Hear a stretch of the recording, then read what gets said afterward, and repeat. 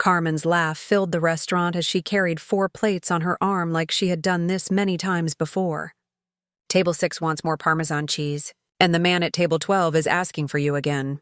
I looked up from cleaning wine glasses. My stomach felt strange like it always did when Antonio Bandini asked to sit in my area.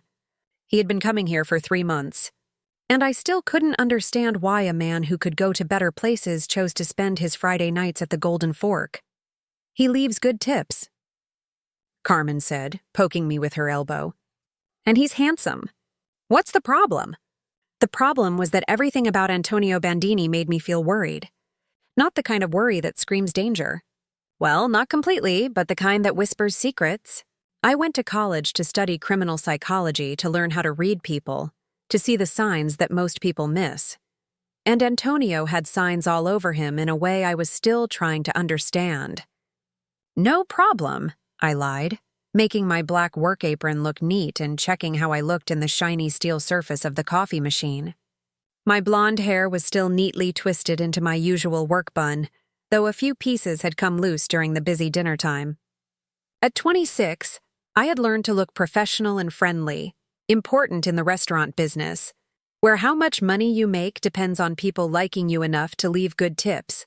The dining room buzzed with the usual Friday night energy, couples celebrating special days, business people making deals over expensive wine, groups of friends relaxing after long weeks. I had become very good at understanding people's relationships, seeing the small power differences and unspoken problems that happened across white tablecloths and flickering candles. Tonight, though, something felt different. I first noticed it around 10:30 when a man in an expensive dark gray suit sat at table 8. Nothing strange there. The Golden Fork attracted Chicago's well-dressed crowd, but this particular customer had ordered 3 drinks in the past hour without drinking any of them. Instead, he sat with his back straight, shoulders tight, checking his watch over and over like someone following a strict schedule. What worried me more was where he was sitting. Table 8 gave him a perfect view of table 12, Antonio's usual spot. Every few minutes, the man's eyes would look in that direction. Not obviously, but with the kind of sideways watching that showed professional spying. Then there was the guy at the bar, mid-30s, expensive Italian leather shoes that probably cost more than my monthly rent, drinking the same whiskey for 45 minutes. He sat where he could clearly see both the main door and the kitchen hallway, his body too stiff for someone supposedly relaxing after work. The way he kept fixing his jacket made me think he was carrying something he didn't want people to notice. A third man had taken the small table near the bathrooms 20 minutes ago. The best spot for watching the back exit, the path that workers used, and I had noticed the path Antonio always took when leaving. This one was younger, maybe early 30s with nervous energy that showed in constant movement, checking his phone, straightening his silverware, tapping silent beats against his leg. My psychology training had taught me to see patterns of behavior, and these 3 men were showing classic signs of being nervous before doing something important. Fast breathing, repeating movements, being extra alert, all signs of people getting ready for something big. Maybe I was being too worried. God knows studying criminal behavior had made me see danger in perfectly normal situations before, but the way they positioned themselves, the timing of their movements matching up, the way they all kept watching table 12 while pretending to focus on their own evening. Earth to Elena. Carmen's voice broke through my thoughts. Your mysterious Italian is waiting for his usual wine. I grabbed the bottle of Barolo Antonio always ordered, an old wine that cost more than I made in 2 days, and walked to table 12. He looked up as I got close, those storm gray eyes doing their usual study of me. Everything about Antonio Bandini was controlled, planned, from the perfect knot of his tie to the way he folded his napkin. 6 feet 2 inches of carefully contained power wrapped in expensive Italian wool. Good evening, Mr. Bandini, I said, happy that my voice didn't show any of the worry building in my chest. The usual tonight, please. That accent again, definitely European, though I had never been able to figure out exactly where from. Roman, Sicilian. It carried a sound of power that made even simple requests sound like orders. As I poured his wine, I found myself remembering details about him that I had been collecting for months without meaning to. The way he always sat with his back to the wall. how his eyes kept sweeping the room in careful patterns. The expensive watch on his wrist that he checked very precisely. The small bump beneath his left shoulder that suggested either a very thick wallet or something more worrying. "You seem distracted tonight," he noticed, his voice quiet enough that only I could hear. "Something troubling you?" Before I could answer, movement caught my side vision. The man at table 8 had pulled out his phone again, this time speaking in quiet tones. I tried hard to catch pieces of his conversation as I pretended to look at the wine label. 2345, he was saying, his voice barely above a whisper. "Back exit. Everything's in position." My blood turned to ice. 2345 was exactly 15 minutes away. The back exit was the path Antonio always used.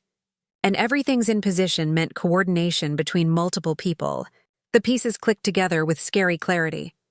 3 men positioned carefully around the restaurant, all keeping visual contact with table 12, all working on the same schedule, all focused on Antonio Bandini's usual leaving routine. I looked at my watch. 23:30, 15 minutes until what? An ambush? An assassination attempt? Whatever these men were planning, it was scheduled to happen exactly when Antonio would be walking toward his car through the back exit. My hands shook as I finished pouring his wine.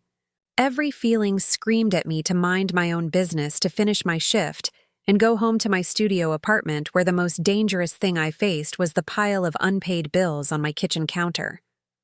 But I couldn't shake the image of Antonio walking without knowing into whatever trap was being set. Maybe I was wrong. Maybe my overactive psychology training was seeing danger in innocent coincidence. But what if I wasn't? What if those 15 minutes were all that stood between Antonio Bandini and disaster? "Mr. Bandini," I said quietly, leaning forward as if to fix his place setting. "I might be completely wrong, but I think you should stay quiet and not move. Something's planned for 2345. His hand stopped on his wine glass, those gray eyes sharpening with sudden focus. For a heartbeat, we existed in a bubble of shared worry while the restaurant continued its unaware hum around us. "Explain," he said, his voice so low I almost missed it. 3 men, table 8, the bar, and near the bathrooms. They've been watching you for the past hour. Coordinated positioning, synchronized timing, nervous behaviors before taking action." The words came out in a rush of professional words mixed with real fear. I heard pieces about 2345 and the back exit. Antonio's face didn't change, but something shifted in his body. A tightening of muscles, a readiness that changed him from elegant dinner companion to something far more dangerous. "You're certain?" I wasn't certain of anything except the fast beating of my heart and the cold sweat breaking out across my hands. "No, but yes, maybe. I study this stuff. Behavioral analysis and everything about them screams watching people." He reached into his jacket slowly, carefully, and took out his phone. A few quick taps, then he set it face down beside his plate. "Done."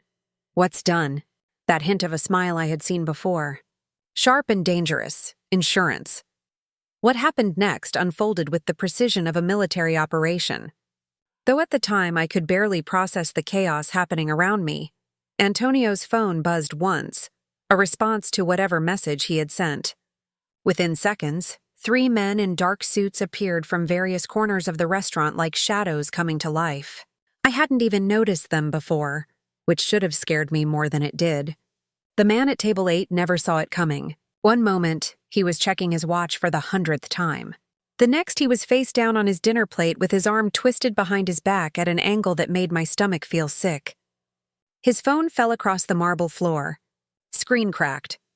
The guy at the bar tried to run. Bad choice. He made it exactly 3 steps before disappearing behind a wall of expensive Italian wool and controlled violence. Other diners looked up from their meals with mild curiosity of people watching street performers, completely unaware they were watching something far more dangerous. The third man, the one near the bathrooms, showed better survival sense. He ran for the back exit, the same path he had been watching all evening.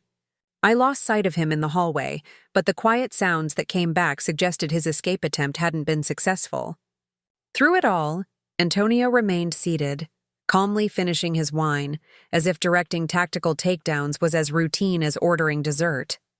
"We need to leave," he said quietly, standing and placing a crisp $100 bill on the table. "Now I can't just leave work. My shift isn't. Your shift is over. His hand found the small of my back, guiding me toward the main door with gentle but absolute control. Trust me when I say you don't want to be here when the police arrive to investigate what just happened. My legs felt disconnected from my brain. As we walked through the dining room, Carmen caught my eye from across the restaurant, her face confused as she watched me leave with a customer. I wanted to explain to tell her I'd call later, but Antonio's pace never slowed. Outside, a black car waited with the engine running. Not the kind of coincidence that happened in normal people's lives. "Get in," Antonio said, opening the back door. Every smart thought in my head screamed warnings. This was how people disappeared. This was how normal lives ended and bodies ended up in rivers. But what choice did I have? I just saw what happened to people who crossed Antonio Bandini, and I was pretty sure refusing his invitation would put me in that category. The inside smelled like leather and expensive cologne. Antonio slid in beside me, keeping careful distance while somehow still taking over the space. The driver, a mountain of a man with graying hair at his temples, pulled away from the curb without a word. "Where are you taking me?" I asked, happy that my voice only shook a little. "Somewhere safe while we sort this out." "Sort what out? I don't even know what just happened back there." Antonio studied me with those storm-gray eyes, thinking about something behind their depths.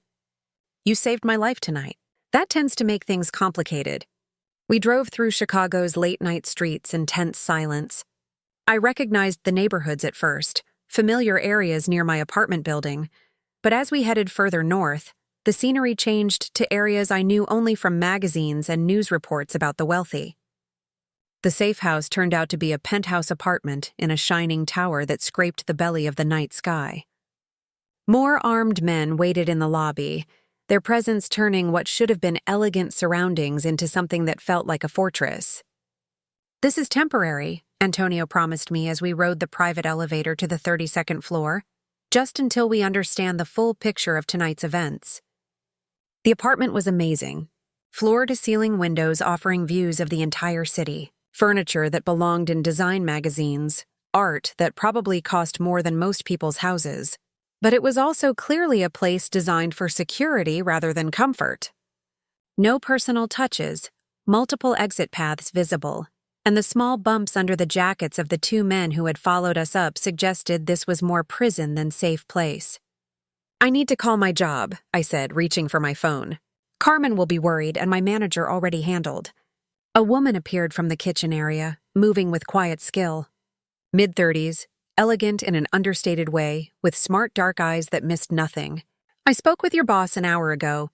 You've come down with food poisoning and won't be in for the next few days." I stared at her. "Who are you?" "Sophia Romano, Mr. Bandini's assistant." She held out a perfectly manicured hand. "I've prepared the guest room for you, and there are clothes in your size in the closet. If you need anything else, please let me know." "How do you know my size?" That same thinking look I had seen from Antonio. "We're very careful in our research, Miss Morrison." The casual mention of research sent fresh chills through me. How much did they know? How long had they been watching me? And why did I suddenly feel like a bug under a microscope? Antonio had disappeared into another room, an office, judging by the glimpse of computers and communication equipment I caught before the door closed. Sophia waved for me to follow her down a hallway, lined with abstract paintings that probably cost more than my college education. "You must have questions," she said as we walked. "About 1,000 of them. Mr. Bandini will answer what he can tomorrow. For tonight, try to rest. It's been an eventful evening." The guest room was larger than my entire apartment, decorated in calming blues and grays that should have been relaxing, but somehow weren't. Sophia had laid out clothes on the bed. Designer labels I recognized from window shopping trips I could never afford. "How did you know I'd be coming here?" I asked, touching the soft fabric of a cashmere sweater. Sophia stopped in the doorway, her face carefully blank. "Mr. Bandini is a man who plans for backup options." "He's been aware of you for some time, Miss Morrison." "Aware of me? How?" But she was already gone, leaving me alone with questions that grew faster than I could think about them. I didn't sleep. How could I? Every sound from the hallway made me jump. Every distant voice made me wonder if I was about to become another victim in whatever war I had stumbled into. By morning, I had worn a path in the expensive carpet from walking back and forth. Sophia appeared with coffee and pastries around 8, her skill suggesting she had dealt with scared houseguests before. "Mr. Bandini would like to speak with you when you're ready," she said, setting the tray on a small table near the windows. "And if I'm not ready," a slight smile, "then he'll wait. But Miss Morrison, the longer you wait, the more questions you'll have, and the fewer answers will satisfy you." She was right, of course. I had spent the night making up increasingly complicated theories about who Antonio Bandini was and what I had gotten myself into. None of them were particularly comforting. I found him in the office surrounded by monitors showing what looked like security feeds from various locations around the city. He had changed from his dinner clothes into dark jeans and a white shirt, looking younger and somehow more dangerous in casual clothes. "Sleep well?" he asked without turning from the screens. "Did you expect me to?" That hint of a smile. "No, but I hoped." He turned to face me, those gray eyes doing their usual study. "How much do you know about organized crime in Chicago, Elena?" The use of my first name sent an unexpected flutter through my chest. "Only what everyone knows. That it exists. That people get hurt. That normal people try to stay as far away from it as possible. Smart plan. Unfortunately, no longer an option for you. Because I saved your life. Because you saw Riccardo Torino trying to have me killed. And because you stopping them allowed my men to capture 2 of his people alive." Antonio stood, moving to pour coffee from a set I hadn't noticed. "Torino will think you're working with me. That makes you a target." The casual way he said this death sentence made my knees weak. "For how long?" "Until Torino is no longer a problem." "And how long will that take?" Antonio handed me a cup of coffee, his fingers touching mine briefly. "That depends on how smart he is, and how quickly he realizes his war with my family was always going to end only one way: family." The word carried weight I was only beginning to understand.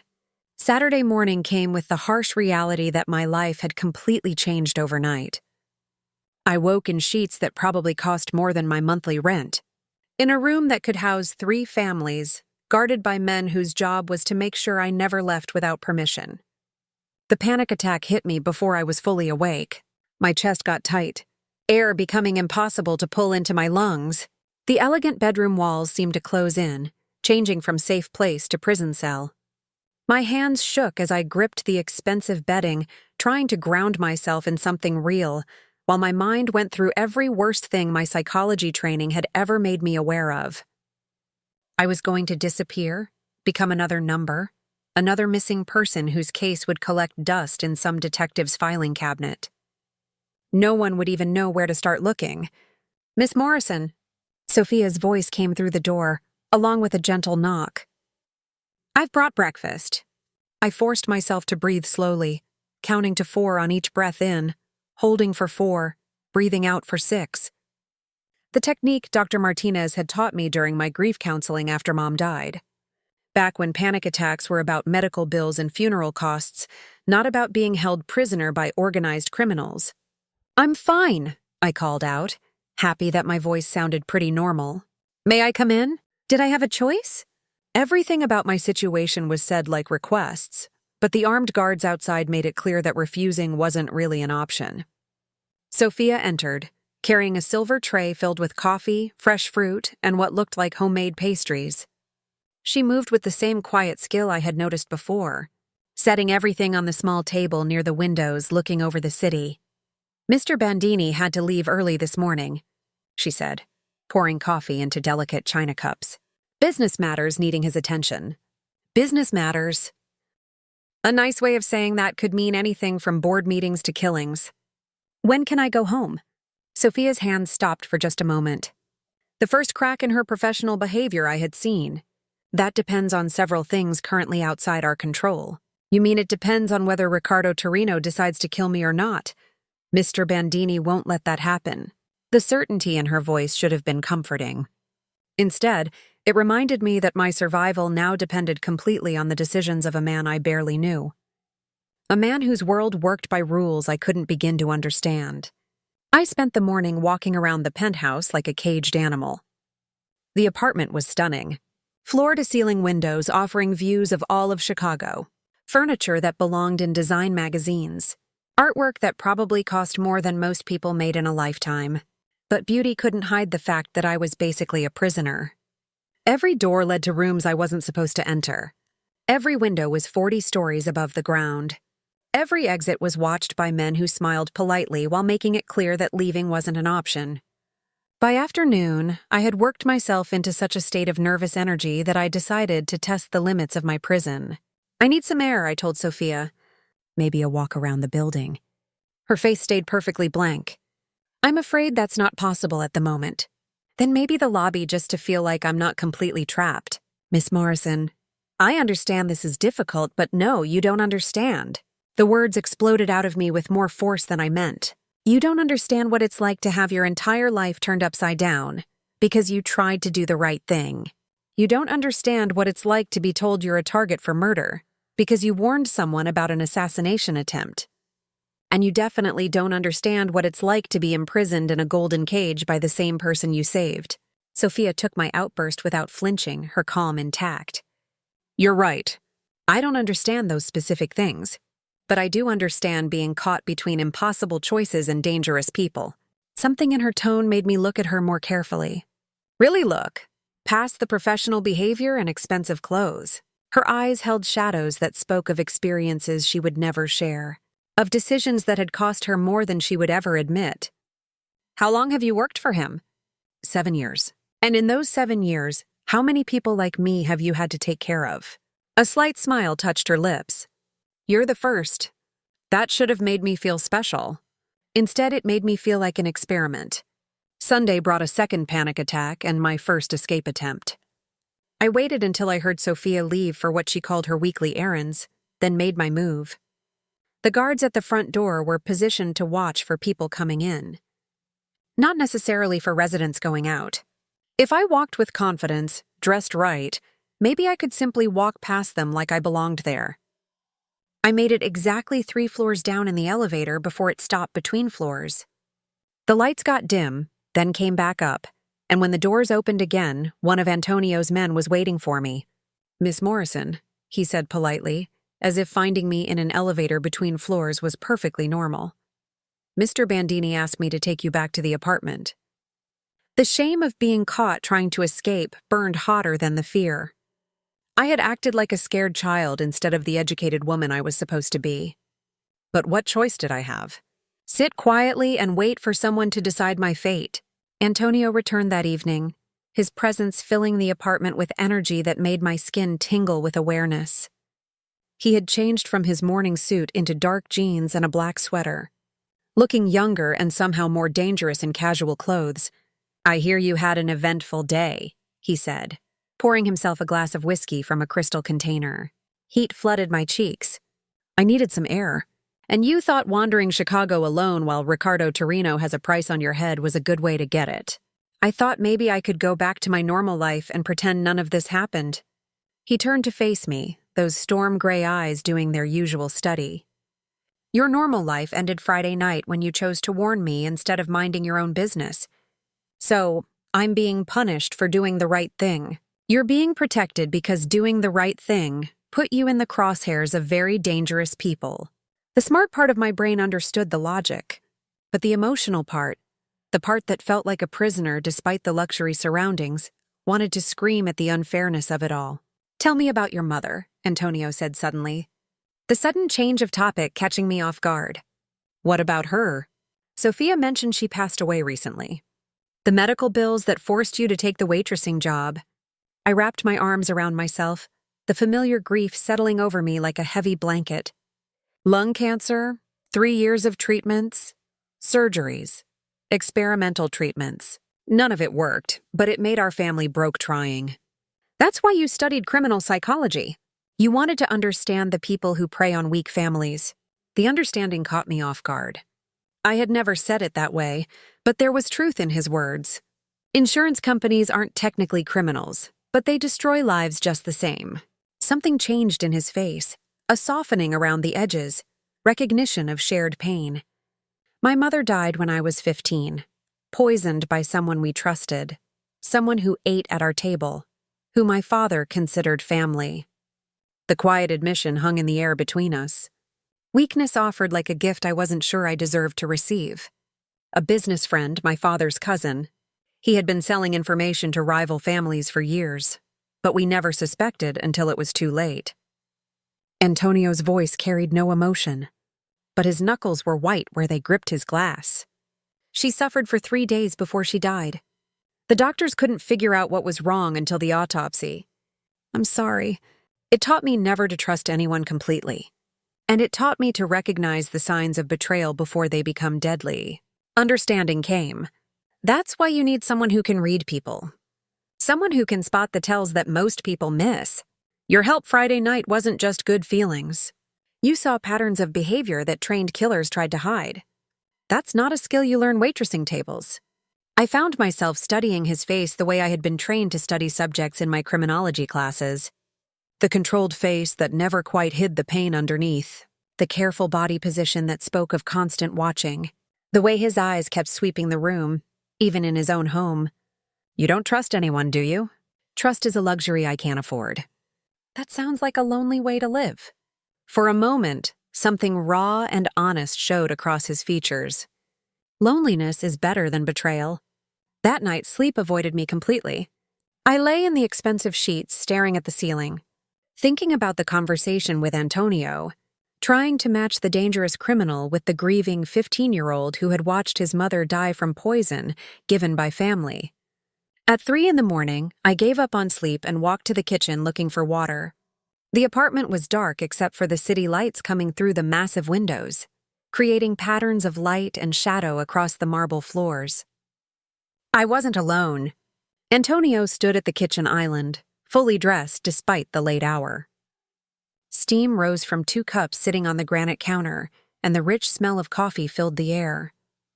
Couldn't sleep either? He asked without turning around. Too much to process. He handed me one of the cups. Perfect espresso in delicate china. It's an old family recipe. My mother used to make it when I had nightmares.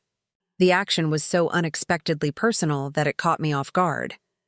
This wasn't the calculated crime boss or the controlled businessman. This was just a man sharing something precious from his past. We stood in comfortable silence, drinking coffee in the soft glow of the city lights. For the first time since Friday night, I felt something other than fear or anger. Something that might have been understanding. The men who killed her, I said quietly. What happened to them? My father handled it when I turned 18, all of them. And the cousin. Antonio's smile in the darkness was sharp as broken glass. That one was mine. 2 weeks of living in Antonio's golden cage had taught me the subtle rhythms of his world. The way conversations stopped when he entered rooms. How grown men twice my size gave in to his quiet power. The careful dance of power that played out in movements too small for outsiders to notice, but too important for insiders to ignore. When he finally agreed to let me return to the Golden Fork, it came with conditions that made my previous prison seem like freedom. Vincent will drive you to and from work, Antonio explained over breakfast, his tone suggesting this wasn't up for discussion. Marco will be positioned within the restaurant at all times. You don't leave the building during your shift, not even for smoke breaks. I stirred sugar into my coffee, watching the crystals dissolve while thinking about what this meant. What about Carmen? She'll ask questions about the bodyguard. Marco knows how to blend in. Your coworkers will think he's a customer who prefers to eat alone. The plan was more complex than I had realized. Antonio had bought a controlling interest in the restaurant 2 days earlier, a fact he mentioned as casually as commenting on the weather. My salary had mysteriously tripled. My schedule reduced to 3 nights a week. And suddenly, there were openings for additional security people disguised as waitstaff. You bought the restaurant to protect me? I bought the restaurant because it made smart sense. Your protection is a secondary benefit. Even his acts of care came wrapped in emotional distance, as if admitting he had done something purely for my benefit would show a weakness he couldn't afford. Walking back into the Golden Fork felt like returning to a museum of my old life. Everything looked exactly the same. The marble floors, the soft lighting, the elegant table settings. But I moved through it like a ghost haunting familiar spaces. Carmen hugged me with the enthusiasm of someone who genuinely missed me. asking about my supposed food poisoning with enough concern to make guilt twist in my stomach. "You look different," she noticed as we prepared for the dinner service. "Rested like you've been somewhere expensive, just catching up on sleep." She studied my face with the sharp attention of someone who had known me long enough to spot lies. "And the manicure, the subtle highlights. Food poisoning doesn't usually come with spa treatments." Heat crept up my neck. Sophia had arranged both without asking, part of what she called maintaining appropriate appearances. I had been too emotionally drained to object, but now the evidence of luxury felt like a betrayal of who I used to be. My sister surprised me with a girls' weekend. I lied, hating how easily lying came. Marco arrived at 7, taking the corner table with clear sightlines to both doors and the kitchen hallway. He ordered carefully. Appetizer, main course, dessert, eating slowly enough to explain his presence for the entire evening. Other customers ignored him completely, which spoke to his skill at appearing invisible while staying super alert. Antonio didn't come that first night, or the second. By the third evening, I had convinced myself he had lost interest in his restaurant purchase and returned to whatever criminal businesses normally took his attention. I was wrong. He appeared during Thursday's dinner rush, taking his usual table with the quiet power that made waitstaff rush to help him. But something was different. His usual calm behavior carried an edge of worry, and his eyes swept the restaurant more often than normal. "Good evening, Mr. Bandini," I said, walking over with the wine he always ordered. Elena, the way he said my name sent familiar shivers down my spine. "Have you noticed anything unusual lately? Anyone asking questions about your schedule?" The question sparked immediate alarm. "What kind of questions?" "The kind that suggests someone's been watching you." I thought back over the past few days, mentally listing interactions with customers, delivery drivers, even the homeless man who sometimes stayed near the employee door. There was a guy yesterday said he was from the city health department, asked about employee schedules and shift changes. But Carmen handled it. Antonio's face darkened. "Describe him." Mid-30s, expensive suit, slight accent I couldn't place. He seemed more interested in the restaurant layout than actual health codes. "Mexican?" The specific question sent ice through my veins. "Maybe. Why?" Instead of answering, Antonio pulled out his phone and typed a quick message. Within minutes, Marco appeared at our table, his casual dining act abandoned. "We need to leave," Antonio said quietly, standing with smooth grace that didn't match the urgency in his voice. "Now, I can't just abandon my shift. Carmen will. Carmen will understand when she realizes your life is more important than serving dinner." The parking lot behind the Golden Fork was poorly lit, shadows pooling between the few working streetlights. We had made it halfway to Antonio's car when the first shot broke the back window of a car parked 3 spaces away. Time broke into crystal-clear moments of terror and precision. Antonio's hand closed around my wrist, pulling me behind a delivery truck as more shots rang out. Marco appeared from nowhere, shooting back with the calm skill of someone for whom gunfights were normal work hazards. "Stay down," Antonio ordered, his body protecting mine as he pulled his own weapon, a detail that should have scared me, but somehow didn't. In that moment, surrounded by violence and chaos, his presence felt like the only safe place in a storm designed to destroy me. The gunfight lasted maybe 90 seconds, though it felt like hours. When silence finally returned, 3 bodies lay still in the parking lot, and Marco was speaking fast into his earpiece while checking the area for more threats. "Are you hurt?" Antonio's hands moved over me with professional care, checking for wounds I hadn't realized I might have gotten. "I don't think so." My voice sounded strange to my own ears, distant and hollow. "Were they trying to kill me?" "They were trying to take you." Very different goal. The difference should have been comforting. Instead, it opened up scary possibilities about what capture might have involved. Vincent arrived with backup vehicles and a cleanup crew that worked with the unsettling skill of people who had handled similar situations before. Within 20 minutes, the bodies were gone. The blood washed away, and the parking lot looked like nothing more exciting had happened than the usual dinner rush. Antonio's house was a safe place of controlled elegance after the chaos of the attempted kidnapping. He led me to the living room, pouring whiskey with hands that stayed perfectly steady despite what we just survived. This was Ricardo's response to losing his men at the restaurant, he explained, sitting beside me on the leather sofa. He's formed an alliance with the Sinaloa cartel. They have different methods than traditional organized crime families. More violent, more willing to involve regular people. My world has rules, boundaries that even enemies respect. Cartels work with fewer limits. The whiskey burned going down, but it helped steady my nerves. So what happens now? Now, we remove the threat before it gets worse. His matter-of-fact tone suggested this was just another business problem needing a simple solution. But the way his free hand rested on my knee, thumb tracing small circles through the fabric of my dress, suggested his concern went deeper than smart calculations. Antonio, yes, thank you for saving me. He set down his glass and turned to face me fully, those storm gray eyes searching my face with strength that made breathing difficult. You saved me first. This is simply returning the favor. Is that all this is? Professional courtesy. Something changed in his face, the careful control slipping just enough to show the man beneath the crime boss act. When he leaned forward, I didn't pull away. When his hand cupped my face, I leaned into the touch. And when his lips found mine, I finally understood why I had never felt truly safe with anyone else. The kiss was nothing like the romance novels I had read as a teenager. There was no gentle exploring, no careful building of passion.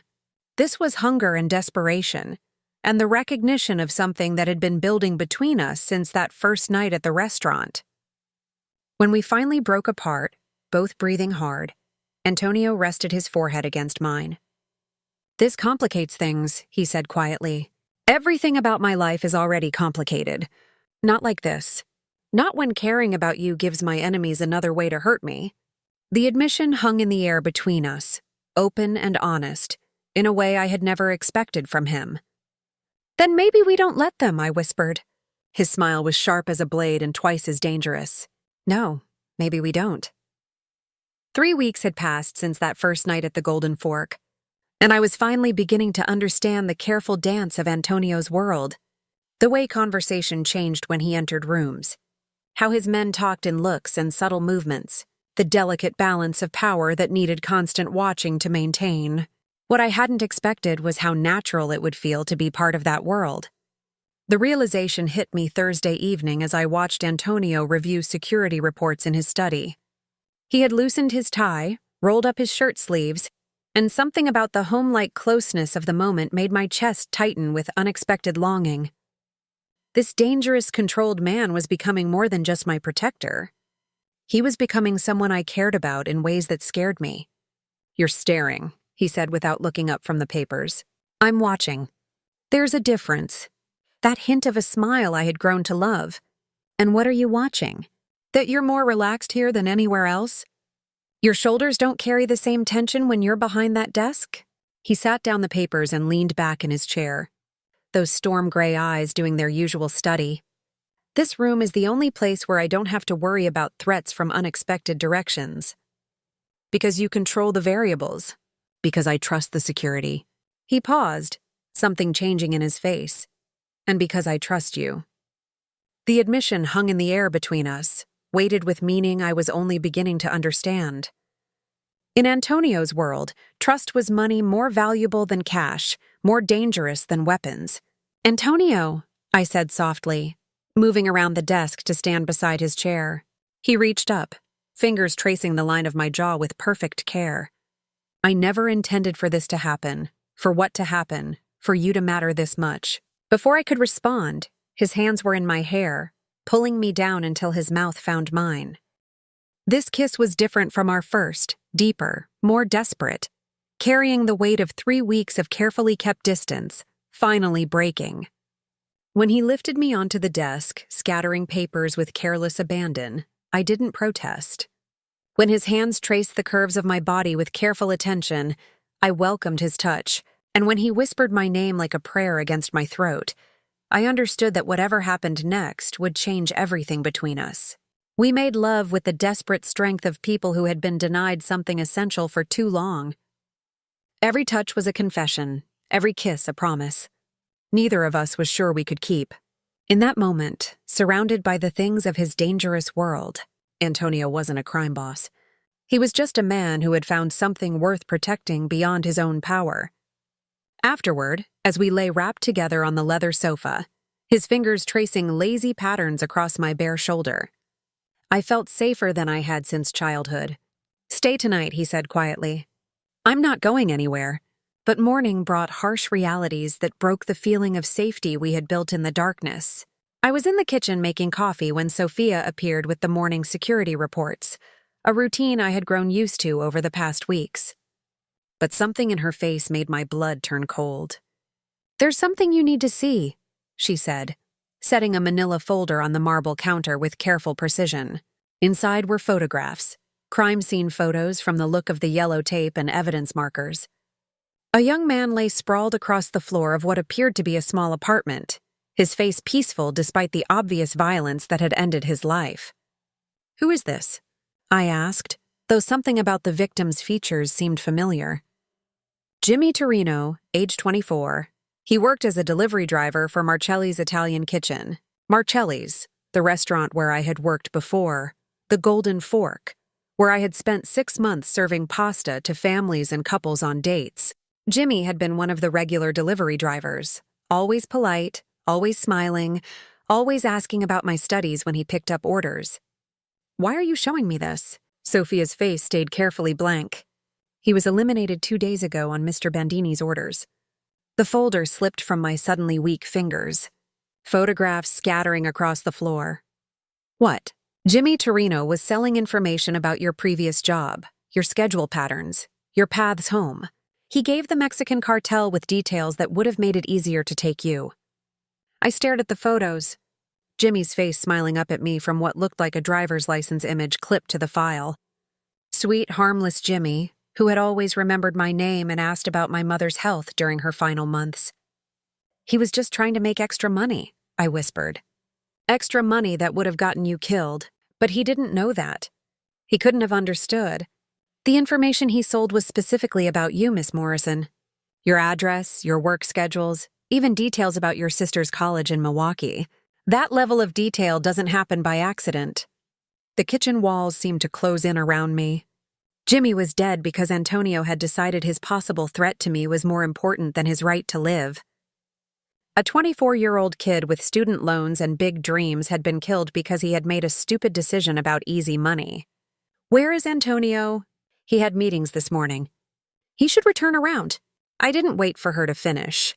I ran through the penthouse, my bare feet silent on the marble floors, searching every room until I found him in his study, speaking quietly on the phone in Italian. He looked up when I burst through the door, taking in my messy appearance and obvious distress. "I'll call you back," he said into the phone, then set it down with careful care. "Elena, what's wrong?" "Jimmy Torino." Something changed in his face, a careful blankness that confirmed everything Sophia had told me. "You saw the report. You killed him.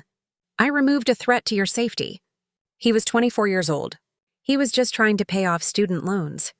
Antonio stood, moving around the desk with that hunting grace that no longer seemed protective. Now it felt dangerous in a completely different way. He was selling information that would have led to your death or disappearance. His reasons don't change that fact. He didn't know what the information would be used for. Not knowing doesn't excuse the results of his choices. I backed toward the door, suddenly desperate to put distance between us. "You're talking about a person, not a business problem. Jimmy had a family, friends, a life, and now you still have yours." His voice carried no emotion, no regret. "That's what matters. To you maybe, but not to me." Something dangerous showed in his eyes. "Would you prefer I had let him continue giving intelligence to people who want to torture you for information about my operations? I would prefer you had found another solution. Maybe talked to him. Paid him more than the cartel was offering. Moved him somewhere else. Anything but murder. This isn't a negotiation. Elena, in my world, threats are removed permanently. There are no second chances, no help programs, no appeals processes. There's survival and there's death." The cold certainty in his voice chilled me to the bone. This was the man I had fallen in love with. Someone capable of ordering killings with the same casual skill most people use to order coffee. "I can't do this," I said quietly. "Can't do what?" "Be with someone who kills people I know, people I care about. People who put you in danger. Jimmy wasn't a threat. He was a victim of situations he didn't understand. Antonio's face hardened. The open man from last night disappearing behind the mask of the crime boss. Then you're more naive than I thought. The words hit like a physical blow. I stared at him for a long moment, memorizing the sharp angles of his face, the cold calculation in his storm-gray eyes. This was who he really was. Everything else, the gentle touches, the whispered confessions, the careful protection, was just another form of control. I'm leaving. No, you're not. You can't keep me here against my will. I can't let you get yourself killed because you're too idealistic to understand reality. Then I guess we have a problem. I turned and walked out of his study, out of his penthouse, out of his world. Sophia made no move to stop me, though I caught her speaking urgently into her phone as I waited for the elevator. The guards in the lobby nodded politely as I passed, their faces showing nothing about whether they had been ordered to let me go or stop me. By evening, I was on a Greyhound bus heading toward Detroit, watching Chicago disappear in the distance as darkness fell. My sister Jessica lived in a small apartment near Wayne State University, working on her master's degree in social work, as far from Antonio's world as I could imagine. The 4.5-hour trip gave me plenty of time to think, to process what had happened, to question every decision I had made since that. First night at the Golden Fork, I had saved a man's life and somehow become part of taking another's. I had fallen in love with someone whose moral compass worked by rules I couldn't accept. Jessica met me at the Detroit bus station with questions in her eyes and enough wisdom not to ask them right away. She had inherited our mother's natural understanding of when someone needed comfort more than explanations. Bad breakup? She asked as we drove through the city streets toward her apartment. Something like that. But even as I settled into her spare bedroom, trying to convince myself I had made the right choice, I couldn't shake the feeling that leaving Chicago had only made me more in danger. Not safer. 2 days later, I would discover just how right that feeling had been. Detroit was supposed to be my safe place. Jessica's small apartment near Wayne State University felt worlds away from Antonio's penthouse and the violence that had taken over my life in Chicago.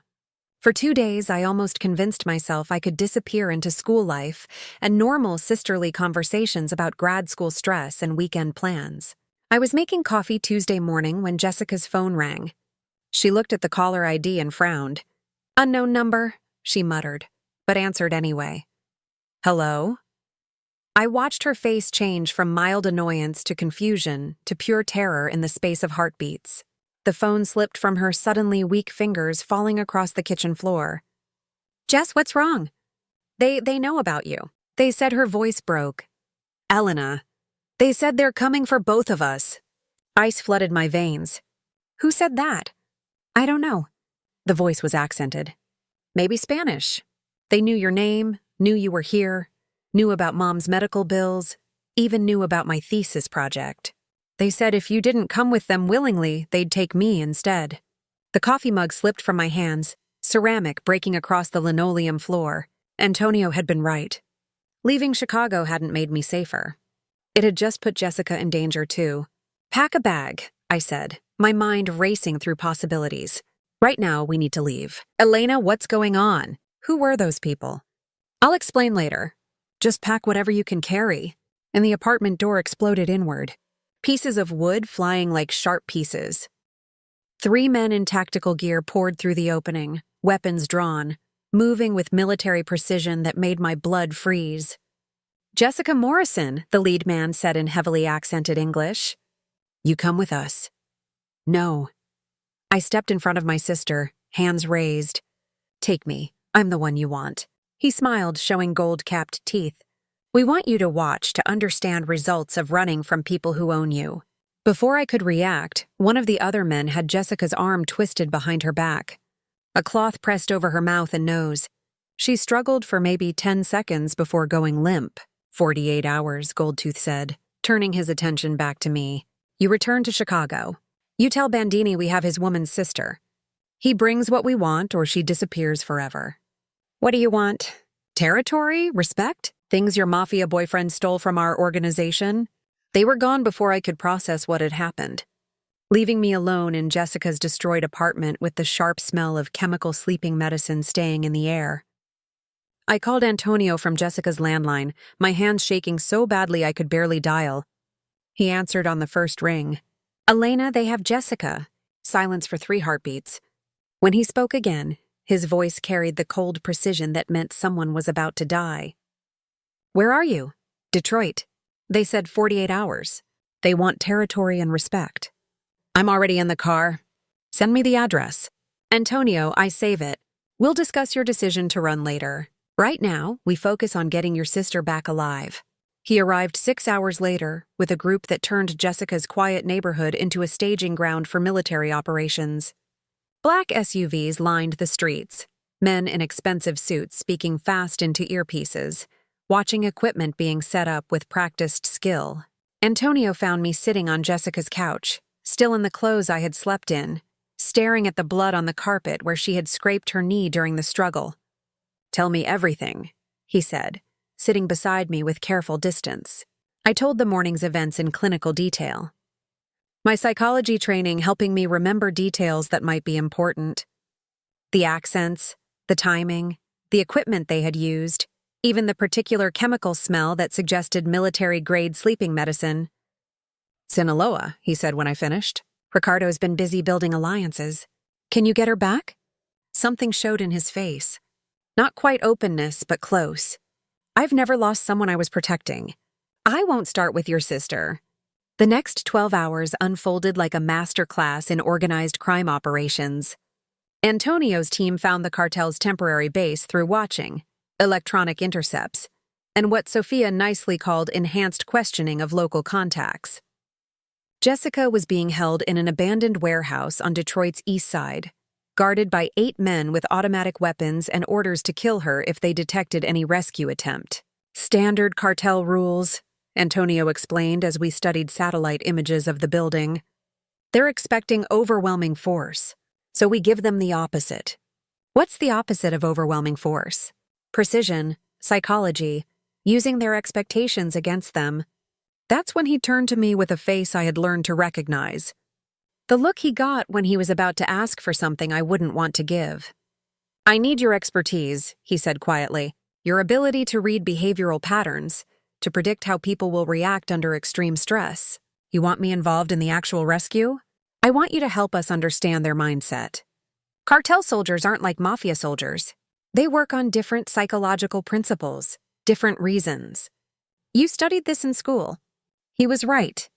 My criminology courses had covered the differences between traditional organized crime families and drug cartels.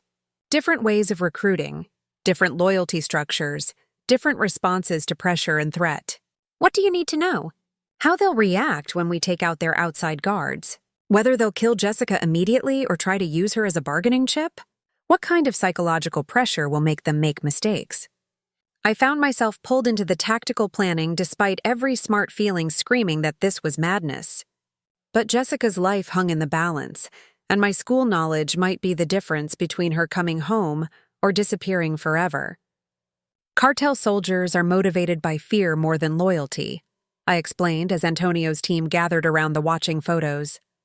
They're afraid of their bosses, afraid of rival organizations, afraid of law enforcement. That fear makes them unpredictable but also usable. How? Create multiple threats at the same time. Make them think they're being attacked from different directions by different groups. Their training will break. Some will follow rules. Others will panic. Others will try to negotiate. That division gives you opportunities. Antonio nodded slowly. And Jessica, I studied the warehouse layout, thinking through cartel psychology and work procedures. They won't kill her immediately. She's too valuable as leverage. But if they think the rescue attempt is failing, if they believe they're all going to die anyway, they'll execute her to deny you the victory. So, we make sure they never reach that conclusion. Or we make them believe cooperation is their only chance of survival. Something changed in Antonio's face as he processed my words. This wasn't just school analysis anymore. I was actively participating in planning a military operation against the people who had taken my sister. "Elena," he said quietly, "there's something else you need to understand about Jimmy Torino." My stomach clenched. "What about him?" He wasn't just selling general information about your schedule. He was providing detailed intelligence about your sister, her address, her class schedule, her daily routines. The cartel has been planning this for weeks. The news hit me like a physical blow. Jimmy hadn't just put me at risk. He had made Jessica a target. His harmless side income had painted a target on the most important person in my world. If I hadn't removed him, Antonio continued, they would have taken her weeks ago, possibly killed her after getting what information they could about you. I stared at the warehouse photos spread across the table, seeing them with new understanding. Jimmy's death hadn't just been about protecting me. It had been about protecting Jessica, too. I understand now, I said quietly. In your world, waiting means death for everyone we care about. Something basic changed in my chest. Not quite forgiveness, but acceptance. The moral landscape of Antonio's world worked by rules I had never wanted to learn. But ignoring those rules had nearly cost Jessica her life. What do you need me to do? His smile was sharp as a blade and twice as dangerous. Help me get your sister back. Then help me end Ricardo Torino permanently. Over the next 6 hours, I found myself fully part of Antonio's team in ways I had never imagined possible.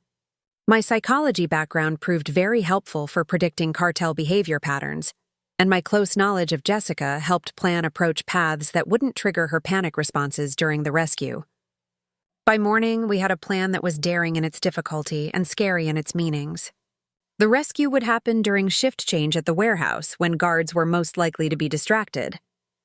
But more than that, we were going to use the rescue operation as bait to draw Ricardo and his cartel allies into the open for a final fight.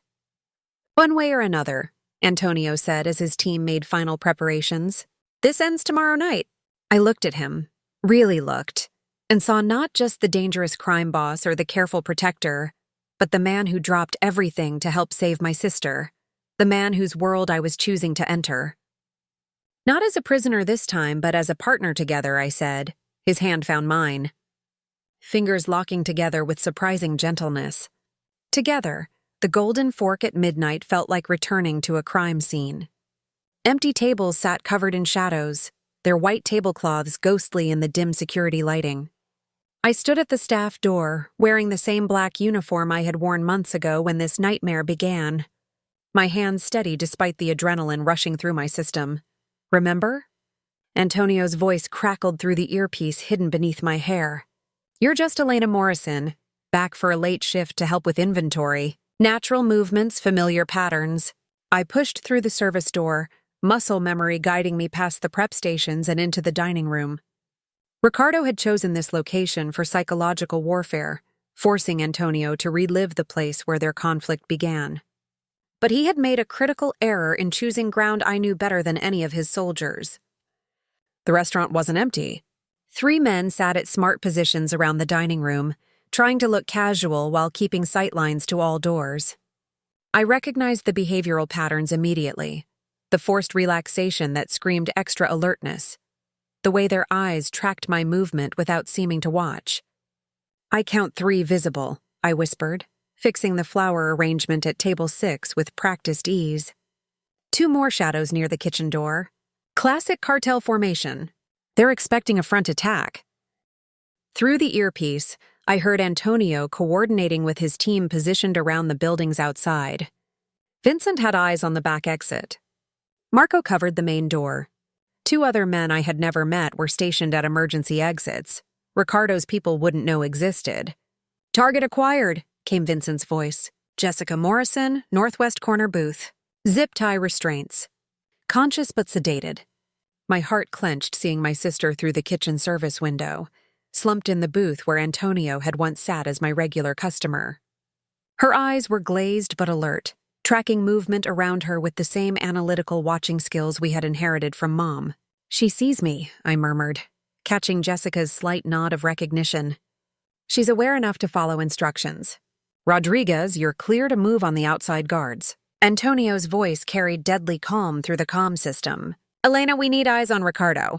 I moved through my old workspace with careful familiarity, checking wine inventory while scanning for the man who had turned my life into a war zone.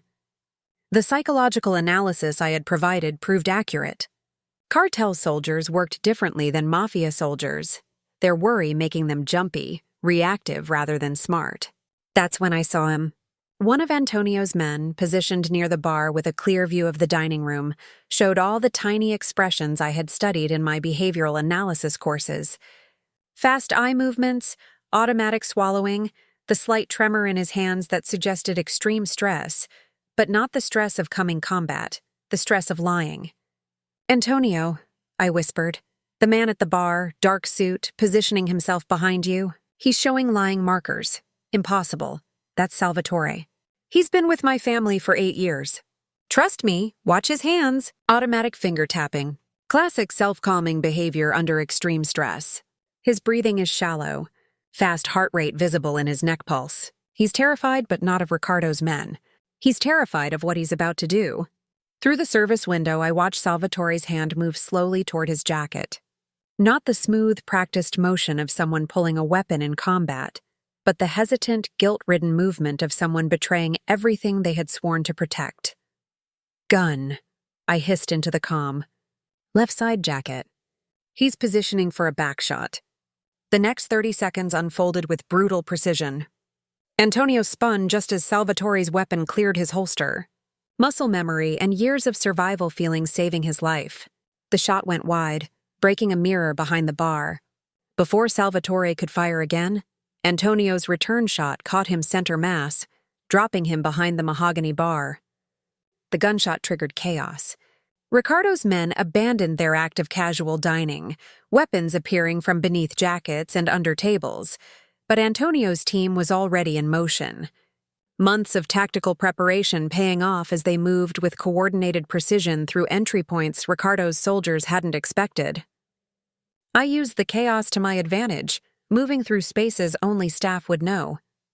The service hallway behind the kitchen, the storage room with its emergency exit, the wine cellar's secondary access tunnel that led directly to the booth where Jessica waited.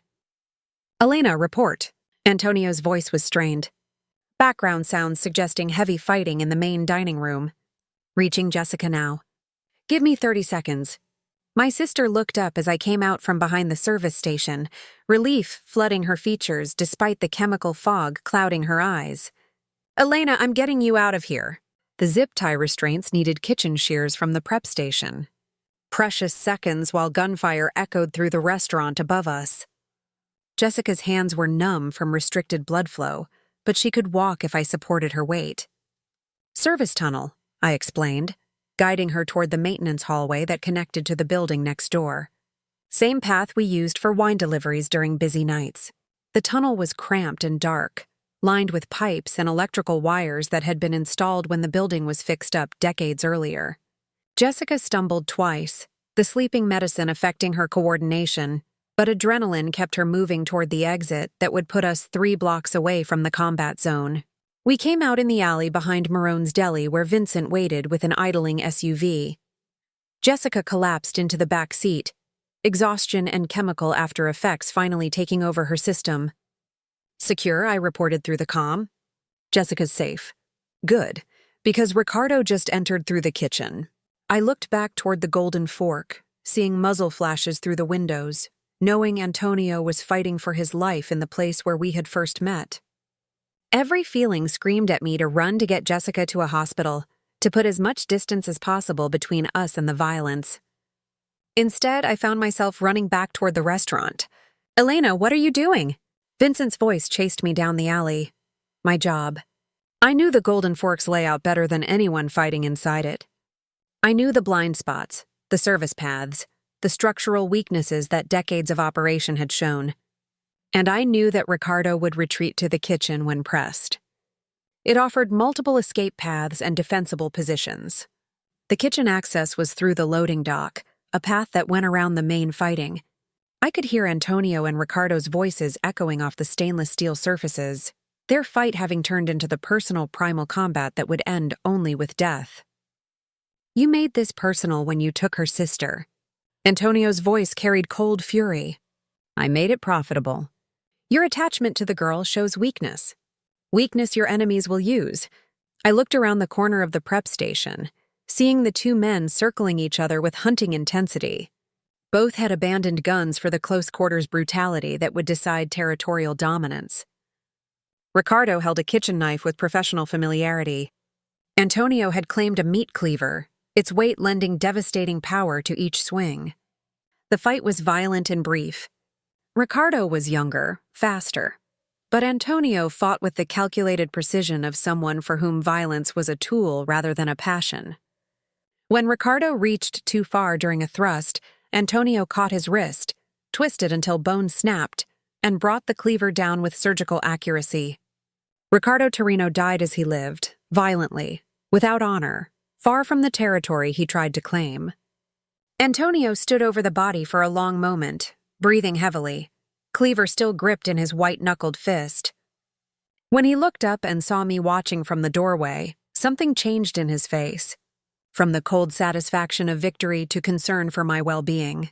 "You should be with your sister. She's safe. Vincent has her." "Then why are you here?" I stepped over the mess of overturned equipment and scattered utensils, stopping close enough to feel the heat coming from his body, to see the minor cuts decorating his knuckles and forearms. "Because this is where we started in this kitchen, with me serving you dinner and you protecting me from threats I couldn't see. It seemed right that this is where it ends." He set down the cleaver with careful care, his hands finding my face with surprising gentleness, given what they just accomplished. "It's not ending, Elena, it's just beginning." The sirens were getting closer. Chicago PD responding to reports of automatic gunfire in the city's restaurant district, but Antonio's cleanup crew was already in motion. Evidence disappearing with the same professional skill I had witnessed in Detroit. "We need to leave," he said, taking my hand together.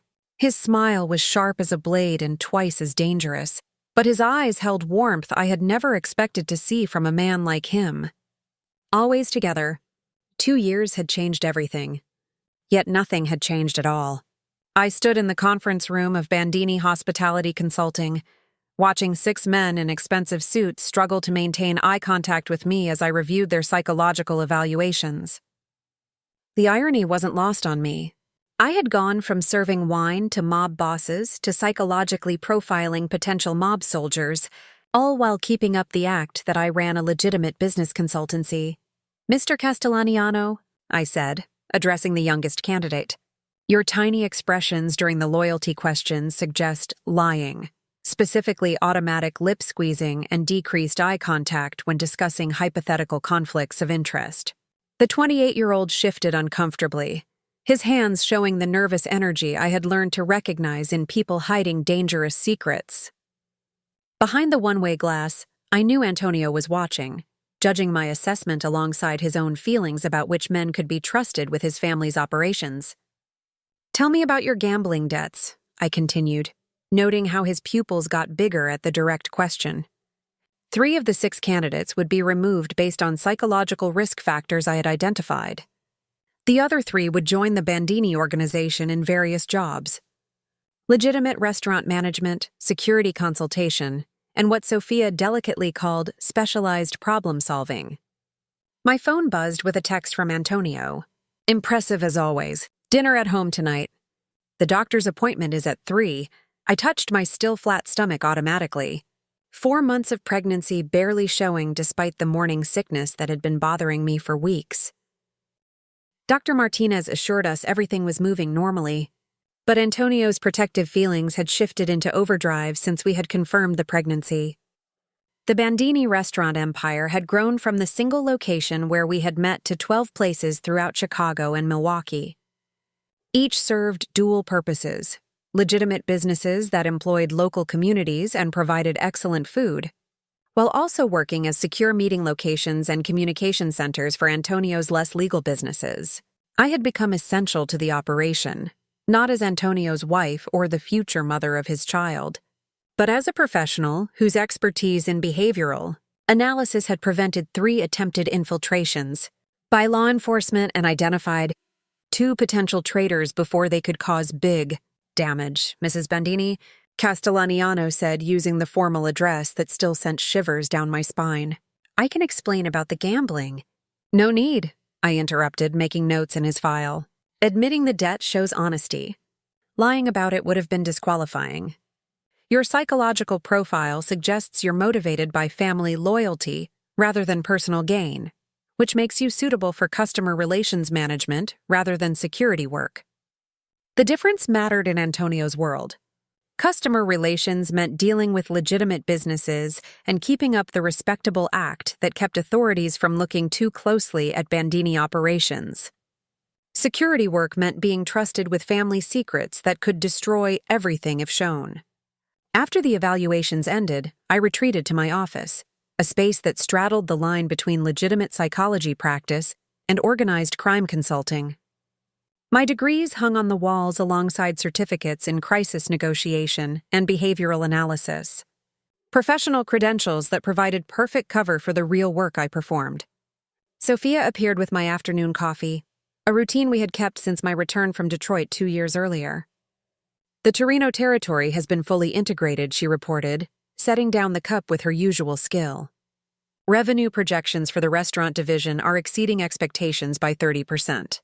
I nodded, reviewing the quarterly reports that told 2 stories. One for tax authorities showing healthy profits from legitimate food service operations. Another for Antonio, detailing the actual revenue streams that funded our lifestyle and operations. Any behavioral concerns with the new hires? 2 servers at the Lincoln Park location show signs of potential substance abuse issues. Marco recommended watching rather than immediate firing. Smart. Firing people created anger and potential security risks.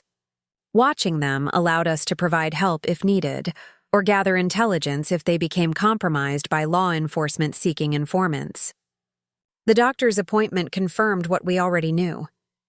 Our daughter was developing normally with a due date in early September. Antonio's hand never left mine during the ultrasound, his usual calm behavior cracking slightly when the technician pointed out tiny fingers and toes on the grainy image. "Have you considered names?" Dr. Martinez asked as we scheduled the next appointment. "Isabella," Antonio said immediately. After my mother, I squeezed his hand, understanding the meaning. Naming our daughter after the woman whose death had shaped Antonio's worldview was both tribute and promise. That this child would grow up protected in ways his mother never was.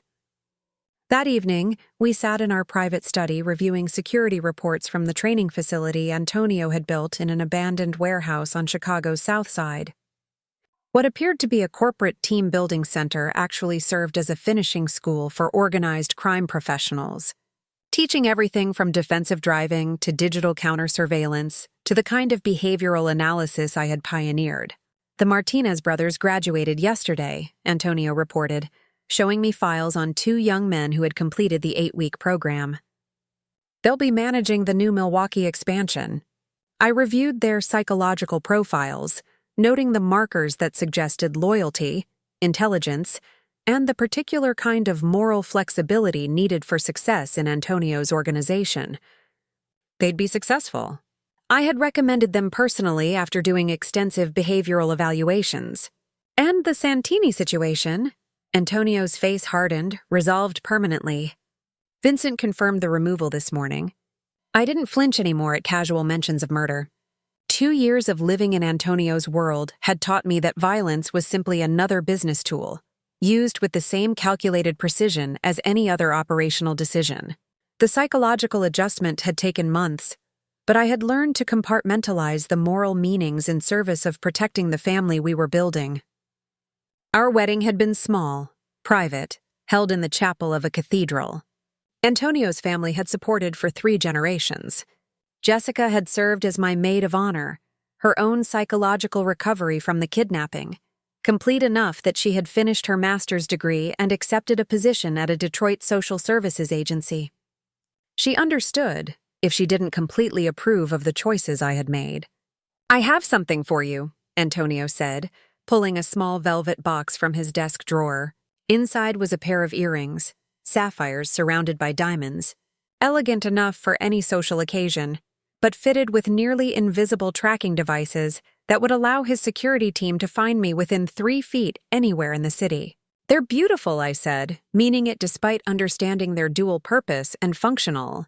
"The battery life is 6 months and they're waterproof to 30 meters. I put them on immediately, liking how they matched the engagement ring that had replaced my simple wedding band 6 months earlier. Everything in our life served multiple purposes: beauty and function, legitimate business and criminal enterprise, love and smart alliance. The mansion we called home sat on 20 acres north of the city, surrounded by walls, cameras, and enough security people to fight off a small army. But inside those walls, we had created something that felt remarkably like a normal life. Antonio cooked fancy Italian dinners on weekends. I kept a small garden where I grew herbs for the restaurants.